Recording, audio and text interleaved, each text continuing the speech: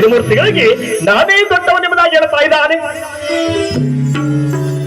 ಯಾ ದೇವತೆಗಳ ನಿಮ್ಮೆಲ್ಲರಿಗೂ ಕೂಡ ಈಗ ತ್ರಿಮೂರ್ತಿಗಳಲ್ಲಿ ಯಾರು ದೊಡ್ಡವರೆಂಬತಕ್ಕಂಥ ವಿಚಾರಕ್ಕೆ ಅಂದ್ರೆ ಆ ಪ್ರಶ್ನೆಗೆ ಉತ್ತರ ಬೇಕು ತಾನೆ.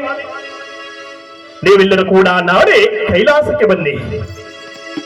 ಕೈಲಾಸದಲ್ಲಿ ಶಿವನ ಆತ್ಮಲಿಂಗವನ್ನು ಇಟ್ಟು ಪೂಜೆ ಮಾಡುವಂತ ಸಮಯದಲ್ಲಿ ನಿಮ್ಮೆಲ್ಲರಿಗೂ ಕೂಡ ತ್ರಿಮೂರ್ತಿಗಳಲ್ಲಿಂದ ಯಾರು ದೊಡ್ಡವರೆಂಬತಕ್ಕಂಥ ಪ್ರಶ್ನೆಗೆ ಉತ್ತರ ನಿಮಗೆ ಕೈಲಾಸದಲ್ಲಿ ದೊರಕುತ್ತೆ ಎಂಬುದಾಗಿ ಆ ಶ್ರೀಮನ್ನಾರಾಯಣ ಹೇಳ್ತಾ ಇದ್ದಾನೆ. ದೇವತೆಗಳು ಹೇಳ್ತಾರೆ ಇವತ್ತು ಒಂದು ದಿವಸ ತಾನೆ, ಹೇಗೆಂದ್ರೂ ನಾಳೆ ಬೆಳಗ್ಗೆ ಆಗೋತ್ತಿಗೆ ನಾವೆಲ್ಲರೂ ಕೂಡ ಕೈಲಾಸಕ್ಕೆ ಹೋಗ್ತೇವೆ. ಕೈಲಾಸದಲ್ಲಿ ನಮಗೆ ಈ ಪ್ರಶ್ನೆಗೆ ಉತ್ತರ ಸಿಗುತ್ತೆ. ಯಾಕಂದ್ರೆ ಇಲ್ಲಿ ಮೂರು ಪಕ್ಷದವರವರಲ್ಲ, ಅವನು ಶಿವ ಅಂತಾನೆ, ಇವನು ನಾರಾಯಣ ಅಂತಾನೆ, ಇನ್ನೊಬ್ಬ ಬ್ರಹ್ಮ ಅಂತ ಅವನೇ. ಇವನ ಪ್ರಶ್ನೆಗೆ ಉತ್ತರ ಬೇಕು ಅಂದ್ರೆ ಇವತ್ತೊಂದು ದಿವಸ ತಾನೇ ನಾವು ಕಾಯಬೇಕು. ಬನ್ನಿ, ಬೆಳಗ್ಗೆ ಆಗುವ ಸಮಯಕ್ಕೆ ನಾವೆಲ್ಲರೂ ಕೂಡ ಕೈಲಾಸಕ್ಕೆ ಹೋಗೋಣ ಎಂಬುದಾಗಿ ಅವರೆಲ್ಲರೂ ಕೂಡ ಇಂದಿರಿಗೆ ದೇವಲೋಕಕ್ಕೆ ಬಂದು ಬಿಟ್ರು. ಬೆಳಗಾಗ್ತಾ ಇದೆಯಲ್ಲ ನೋಡಿ, ನಾರದರ ಸಮೇತವಾಗಿ ದೇವತೆಗಳೆಲ್ಲರೂ ಕೂಡ ಕೈಲಾಸಕ್ಕೆ ಬರುತ್ತಿರಬೇಕಾದರೆ ಶಿವನ ಆತ್ಮಲಿಂಗವನ್ನ ಆ ಕೈಲಾಸದಲ್ಲಿರಿಸಿ ಭಕ್ತಿಯಿಂದ ಜಗಜ್ಜನನಿ ಆಗಿರುವಂತಹ ಪಾರ್ವತಿ ದೇವಿ ಆತ್ಮಲಿಂಗಕ್ಕೆ ಪೂಜೆ ಮಾಡ್ತಾ ಇದ್ದಾಳೆ. ಇಲ್ಲಿ ಆ ಪರಮಾತ್ಮ ಶಿವ ನೋಡಿ ಜಡೆ ಮುಡಿಗಳನ್ನು ಬಿಟ್ಟು ಅಖಂಡವಾದ ತಪಸ್ಸನ್ನು ಮಾಡ್ತಾ ಕುಳಿತಿದ್ದಾನೆ ಪರಮಾತ್ಮ. ಇವರು ತಪಸ್ಸನ್ನು ಮಾಡ್ತಾ ಕುಳಿತಿರಬೇಕಾದರೆ ದೇವತೆಗಳೆಲ್ಲರೂ ಕೂಡ ಕೈಲಾಸಕ್ಕೆ ಬರ್ತಾ ಇದ್ದಾರೆ. ಆ ಸ್ಥಳಕ್ಕೆ ಅಖಿಲಾಂತ ಕೋಟಿ ಬ್ರಹ್ಮಾಂಡ ನಾಯಕ ಶ್ರೀಮನ್ನಾರಾಯಣನು ಕೂಡ ಬಂದ. ಇನ್ನು ಉಳಿದವರಲ್ಲಿ ಬ್ರಹ್ಮದೇವನನ್ನು ಬರಬೇಕಲ್ಲ ನೋಡಿ, ಪಂಚಮುಖಗಳನ್ನ ಹೊತ್ತು ಬ್ರಹ್ಮದೇವ ಅಹಂಕಾರದಿಂದ ಬರಬರನೆ ಬರ್ತಾ ಇದ್ದಾನಂತೆ ನೋಡಿ ಶ್ರೀಮನ್ನಾರಾಯಣನ ಕಂಡಿರ್ತಾನೆ. ಹೇ ವಿಷ್ಣು, ನಾನು ಬರುವ ಮುನ್ನ ನೀನು ಕೂಡ ಈ ಸ್ಥಳಕ್ಕೆ ಬಂದಿದೀಯಾ?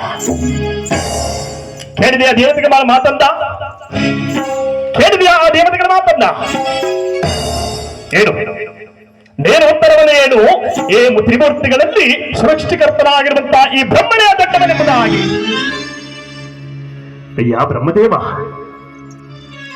ಶಿವನ ಶಕ್ತಿ ಏನೆಂಬುದು ನಿನಗೆ ಗೊತ್ತು ತಾನೆ.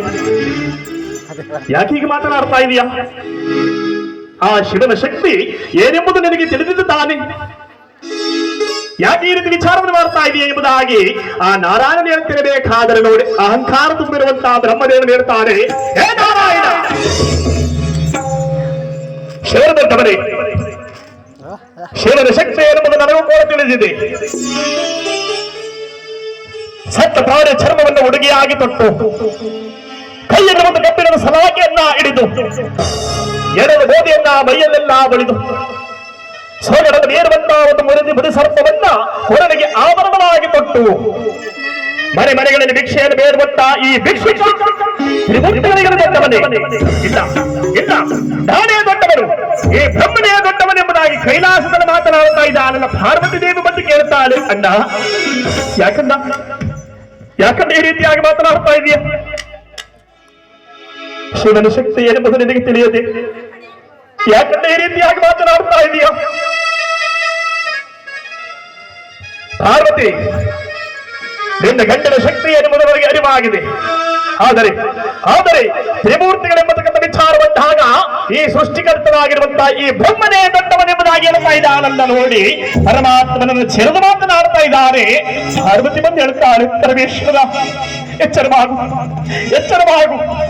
ಕೇಳಿದೆಯ ಬ್ರಹ್ಮನ ಮಾತುಗಳನ್ನ?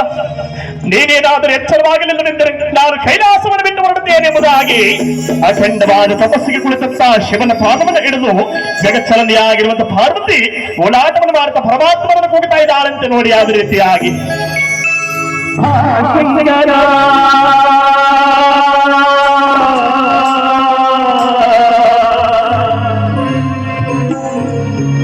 ಶಂಕರ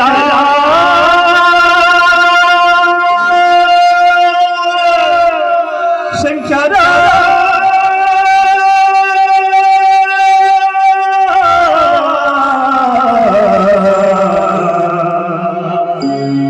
ಶಂಕರ